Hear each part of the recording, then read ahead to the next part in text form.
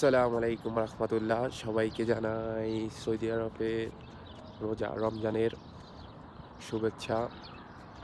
সকাল সকাল বাতাস, হাওয়া, পাখির কলরব সবগুলো অনেক ভালো লাগে। সৌদি আরবের সিস্টেমটা অন্যরকম।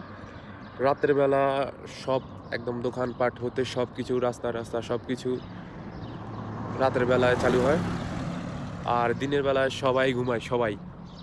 দিনের বেলা সবাই ঘুমায়, রাতে এখন আমি ফজর নামাজ পড়িয়া মাত্র বের হলাম।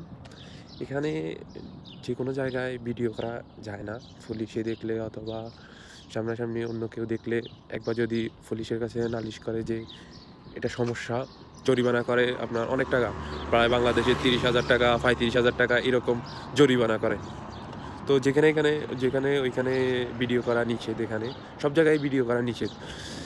তো আজকে সকাল সকাল একটু ঠান্ডা পড়তেছে।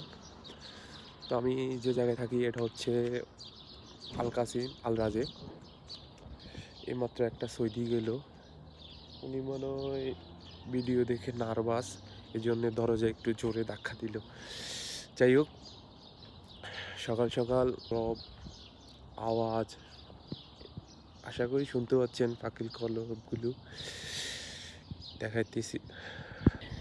এই গাছগুলোর থেকে পাখির কলরব আসতেছে, অনেক সুন্দর তাই না?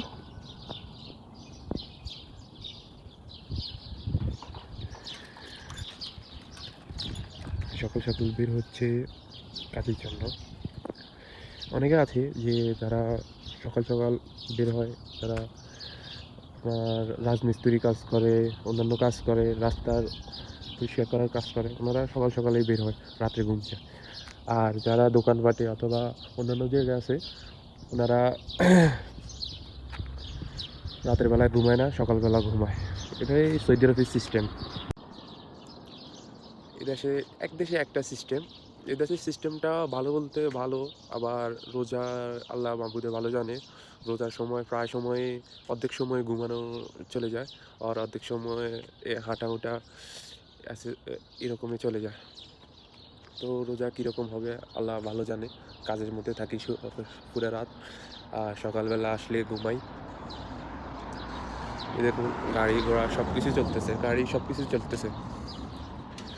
তো সবাই আমার মিনি ব্লগে সাবস্ক্রাইব করে দিবেন, লাইক করে দিবেন। আশা করি এই ছোটো ভাইকে উৎসাহ দিবেন যে আরও ভিডিও তৈরি করার জন্য। তো সবাই ভালো থাকবেন, সুস্থ থাকবেন। আল্লাহ হাফেজ।